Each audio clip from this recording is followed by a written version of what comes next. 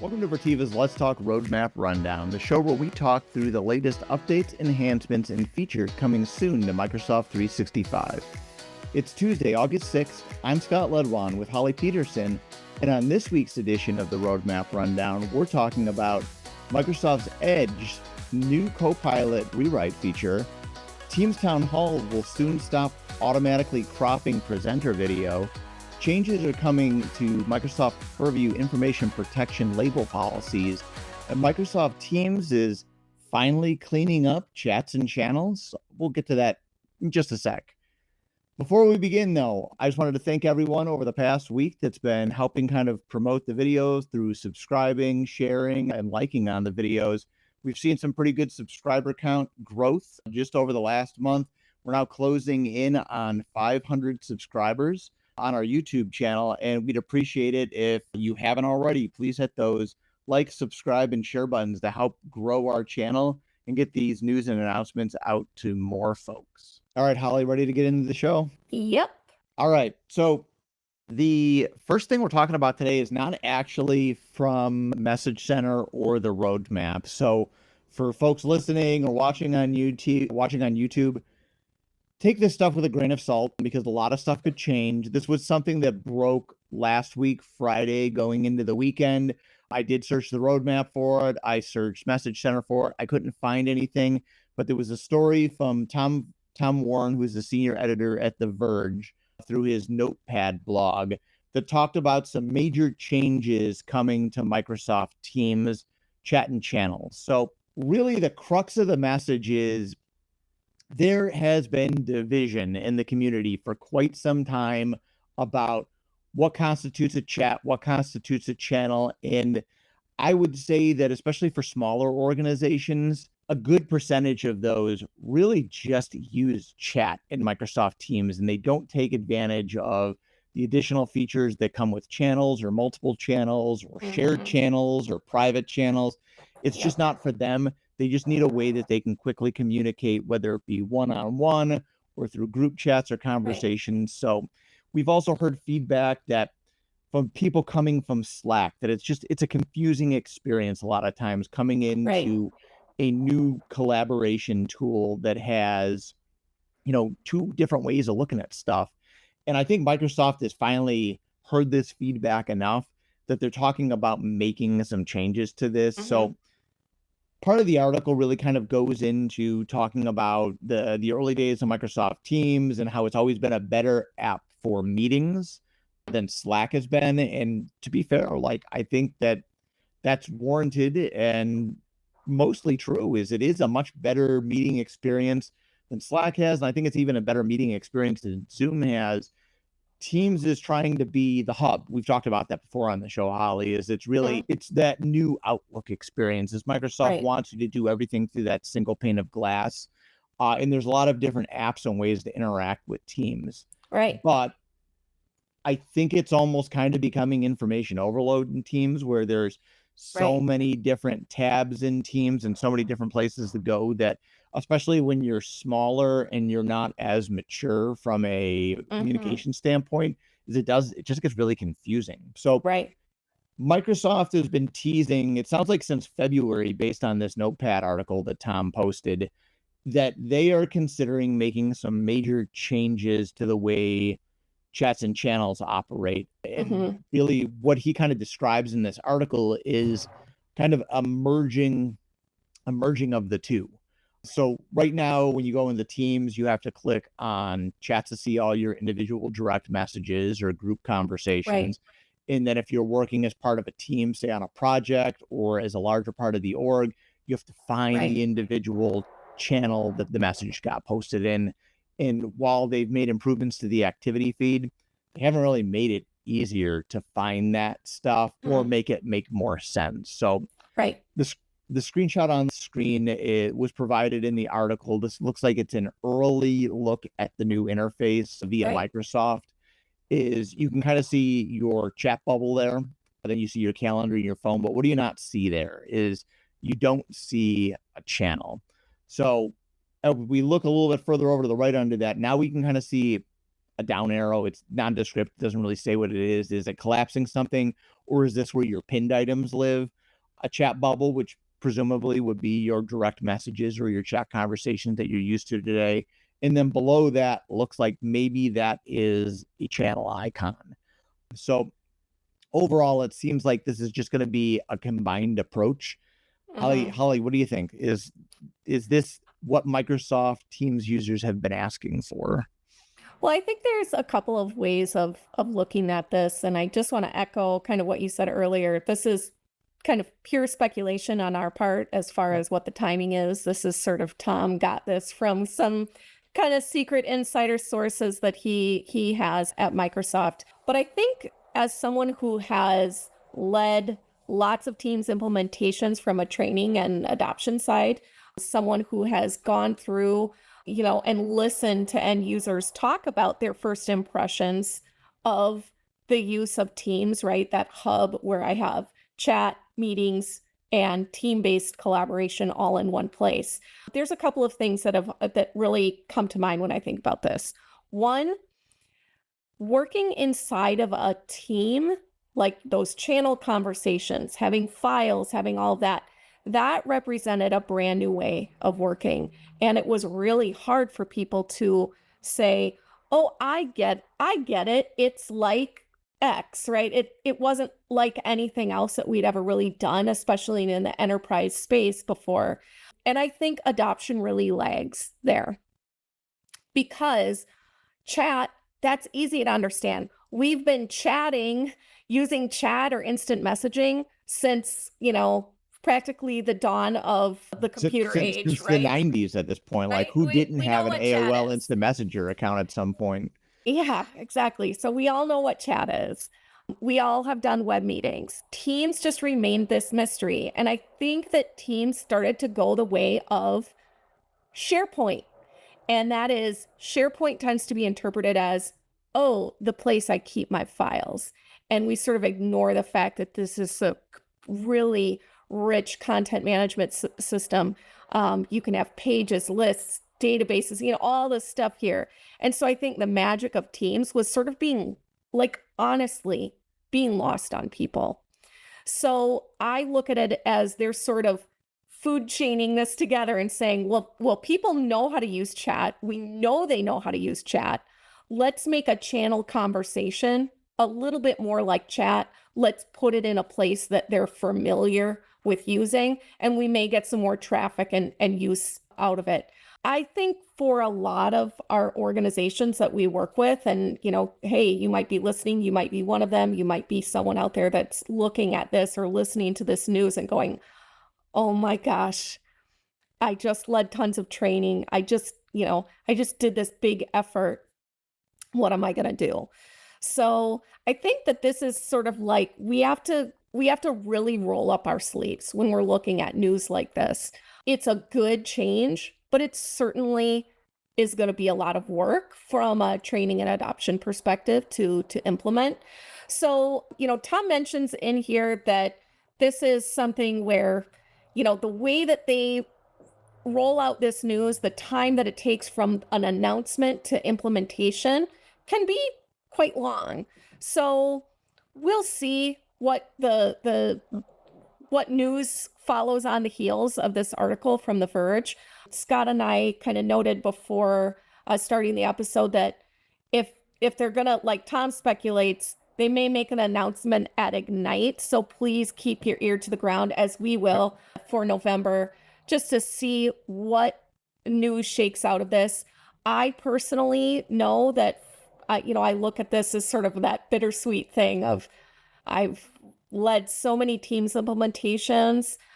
This is really different from what I've been working to implement to what it, potentially could be. So I always see that as that kind of technical debt, right? There's going to be a lot of documentation to rewrite. There's going to be a lot of organizations that are going to need to share and work with their users on this. So, but it is something that I think we really need. I agree with Tom's sentiment. It is not a highly adopted feature. I know how great it is to use channel conversations when you're working with your team, you're working on a project. It truly is everything that you're working on all in one place. But I'm sure Scott has experienced, as I have, as listeners and viewers have. What happens when you're the only person that believes in a channel conversation, right? I am a believer, but everyone else is like, can you just email that to me? I mean, I've literally heard from customers that we work with in shared channels, please don't post here. It gets lost. Yep. And really what I hear when people say things is, we don't look here. This is not on our radar. So we need to get, like, Teams channels exist just outside of everyone's radar. I really, like I said, I am ready to roll my sleeves up. I'm ready to help make this change because I want them on people's radar. Hey, if it's got to go to the chat area of the Teams app, I am ready to roll my sleeves up and make that happen because I know how great they can be when everyone is using them right. Yep. And very eloquently put too, I think that you really put a good spin on it, Holly, is that if people just are ignoring the channels area, but things are being posted in there, and I'm sure that you're in enough channels with me where you just see me posting over and over and over again, but no one responding. Poster as well. And I'm using that almost as a thought bubble space where I just, hey, I had this great idea. I'm gonna go back and find this later because no one else is really engaged. You won't be able to get away from that if they put everything under one view. So you can't say, oh, I didn't see this because it'll be under one view. I think that the challenge is going to be, how many teams do you belong to today? I know I belong to probably 50 different teams. How do you fit all that under that one area? And I think Microsoft has started taking steps on that. I don't remember if we talked about this on the show last week or a couple of weeks back, but Microsoft actually implemented a new change recently where if there's been no activity in channels that are in your teams, they're now automatically hiding themselves. And then when you click on more channels, it brings up that kind of new adaptive card area or channel area where you can see the individual teams, what they're about, what the descriptions are, and then you can click into them for there. So I think Microsoft is setting the stage for it. But I don't think that anyone is really going to see this. I don't even think that insiders are really going to see this outside of Tom and his leaks here until probably Ignite. Microsoft's new kind of like, try the new teams, try the new outlook. This may be one of those, like, we're going to give you a chance to opt in, then we'll give you a chance to opt out, and then it will be the experience. So it's going to be probably... It's going to be announced probably on top of a re-announcement of the Teams Copilot that was announced a couple of months ago. So these will probably be two of those significant announcements that happen. Again, the Teams Copilot comes with, you need a license for it. Most likely, whether it's a 365 license or a different type of license. But this part will likely be free to most. Availability, again, it will probably hit preview towards the end of this year, early next. General availability, it might not be until spring or sometime in the summer. But just keep this on your radar. This is going to be a big thing coming to Microsoft Teams probably in the next 6 months. And we will certainly have a lot more to talk about it when Microsoft actually makes an official announcement around it over the coming months. So we'll keep everyone updated as we actually start to see the official roadmap and message center announcement. But every opportunity that the people we work with have to plan for change, the better. So just file this under coming soon. All right, now on to the actual news and announcements from the show, the vetted news and announcements. So Microsoft Edge is receiving a new rewrite feature. It's actually already received it. It's under Message Center 841237. What this is it's a new feature in Microsoft Edge. It only works in Edge, and it's basically free Copilot access without actually having to pay for any sort of Copilot license, is when you are typing or writing in an open text-based editor, and I should paraphrase this, is that you can use it in an open text-based format, but it will not act as a full-on Copilot in like Word Online or something like that. This is already rolled out. So I was surprised to see this get published on July 29th on the Message Center board, so very late to mid last week.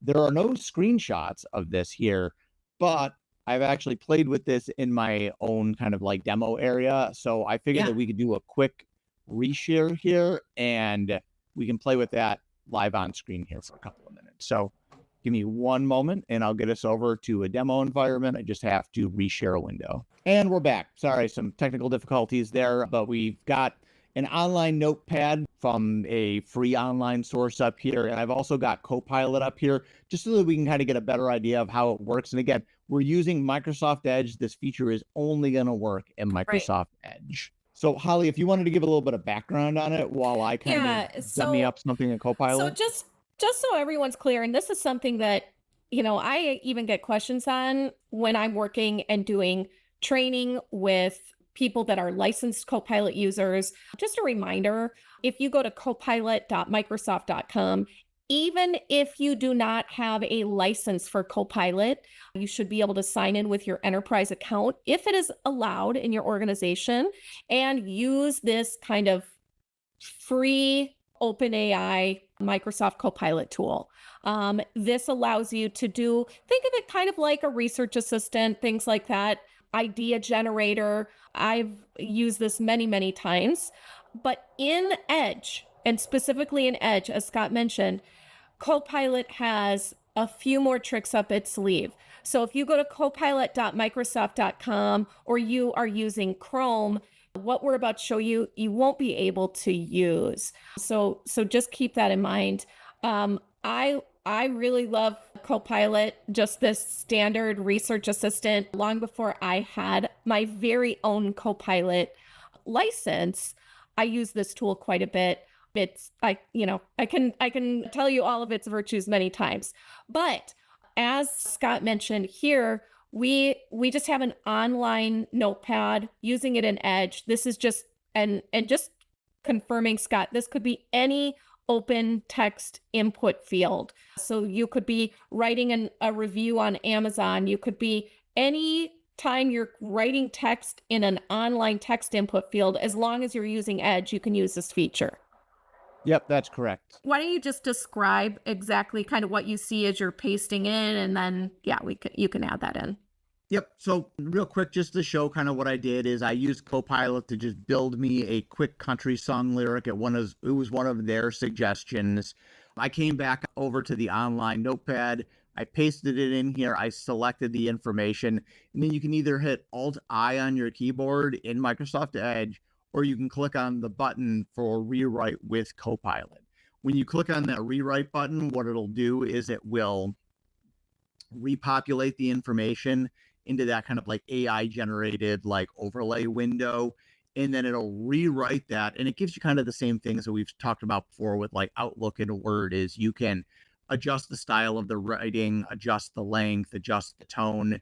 And then it gives you the ability to replace what you have automatically within the window or do just additional adjustments on it. Something that I imagine will probably come down the line as well is rather than just replace, probably an insert above or insert below so you're not wiping out your pre-existing text. That's something that we've seen come to Word within the last couple of months. So I just clicked on that insert button, and what we're essentially seeing here is all of the text has been rewritten automatically in that notepad window. And this will work anywhere for you. It'll work in LinkedIn. I've used it there before to kind of write up our podcast posts. Really anywhere where there's a text entry box. And just to kind of confirm is we'll try word.office.com.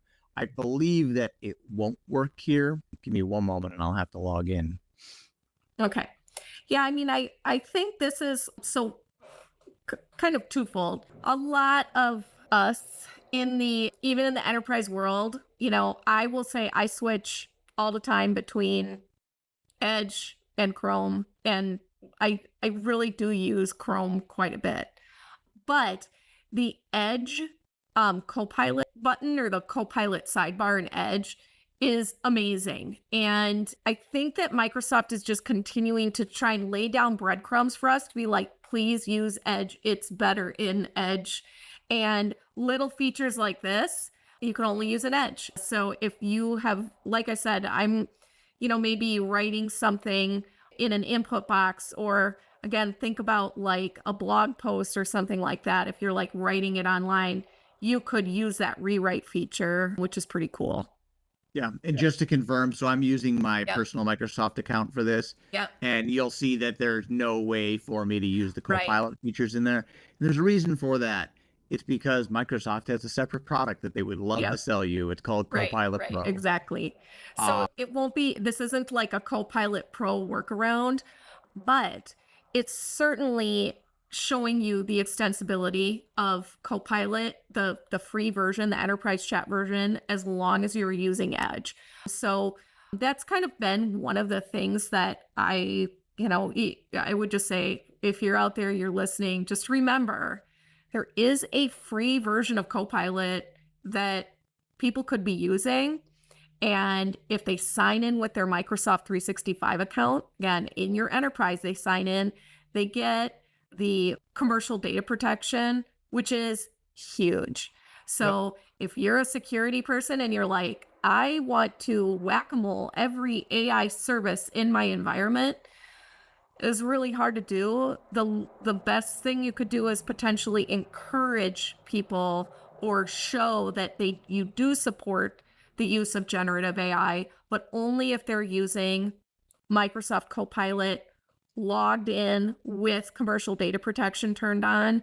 It really is the safest way to use generative AI in an environment where you're not licensed, because, people, I guess I'll have to say, every organization that we've gone into, people are using generative AI. And this is just yet another feature that I think will endear people to using both Edge as well as Copilot and Edge. For sure.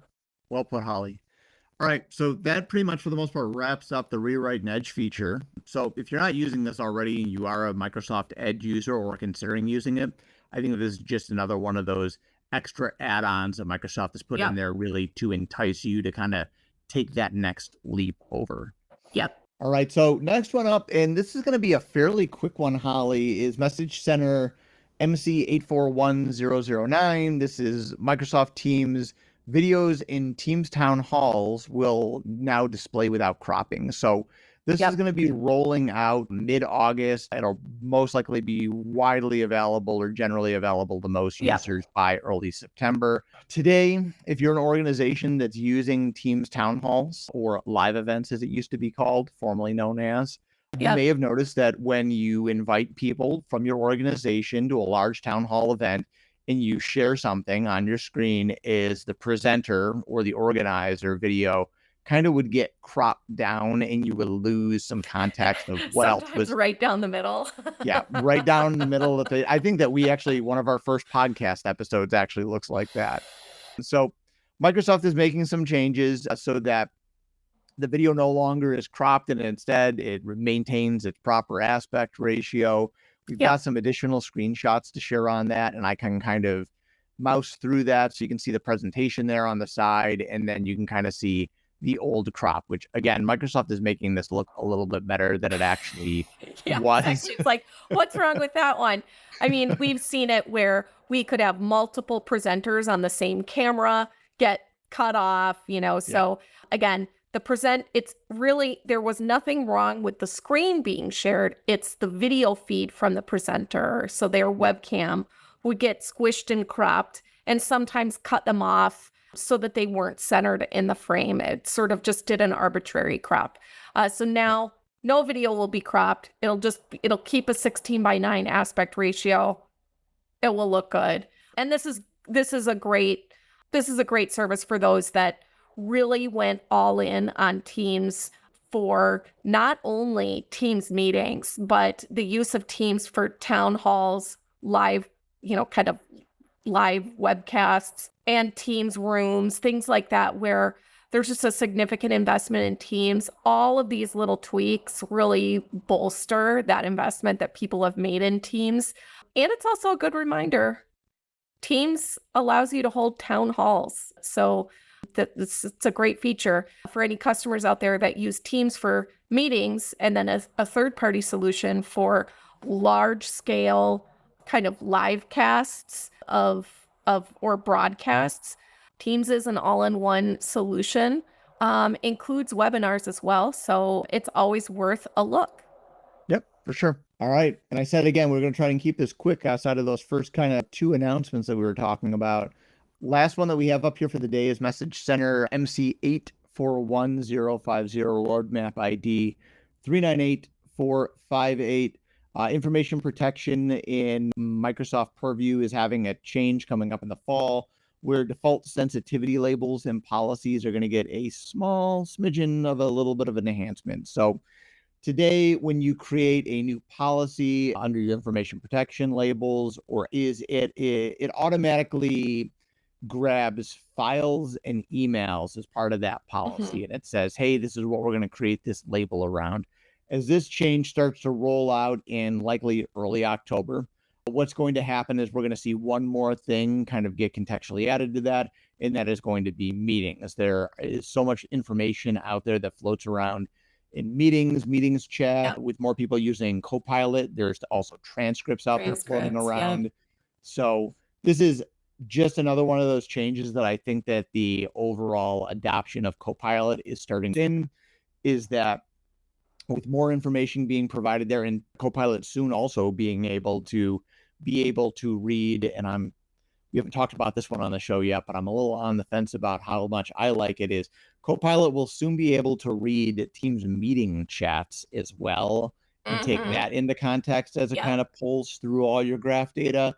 Now, say what you will about how useful that is, but if you're having an off-the-cuff conversation in a Teams chat and making stuff up or telling jokes, how will Copilot actually know? But that's not part of this Message Center announcement today, but that is another one up on the board to be aware about. But yeah, coming in the fall. So if you're using MPIP, if you have an E3 or an E5 license today, or you pay for those security add-ons, this is something to know about. Retroactively, it is not retroactively going to affect labels that are pre-existing out there, so you have to go in and update those. This would be for new label creation.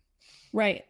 I think you're absolutely right. Like, so much information is shared in meetings. We record a lot of meetings, and all of the artifacts that are sort of linked in that meeting and shared in that meeting, I think deserve that same level of protection, right? Think a meeting transcript versus a document that talks about trade secrets or something like that. Like, we want that protected, and it's definitely there. But I think, yeah, there is definitely, like, especially with Copilot grounding, maybe less so with Purview labels, but with Copilot grounding, yeah, this is kind of like the next frontier of, like, will Copilot be able to understand all of the jokes that people make about fantasy football in the first 5 minutes of a meeting? Do you know what's going on right now? The Hall of Fame game was last week. That's like the beginning of preseason. It's starting. It's starting. I know. But I do think about that. I think about, like, a document is very straightforward, a very serious meeting transcript. But for all meetings to be labeled, sure, right? We definitely are. Maybe, we might have a recording where there's some work and some play, and let's protect anything that does work. But yeah, the Copilot grounding stuff, we'll see. We'll see how it does. All right. Well, again, I said that we'd try to keep it a little bit shorter this week, since last week we came back from our kind of long hiatus in July. But Holly, again, thanks for being here with me this week, and thanks to all of our viewers and listeners for tuning in. If there were any announcements that you wanted to dig into further, as always, we try and make sure that we put those into the notes section. Specifically on the first thing that we talked about today, I can link the Verge article for everyone. However, you would have to sign up for a free trial of Notepad. So I guess this is kind of like an unintentional, like, promo or endorsement for Tom Warren's Notepad at the Verge. But if you want to learn more about Microsoft stuff, he does a great job. So a big shout out to Tom. I hope he keeps up the good work.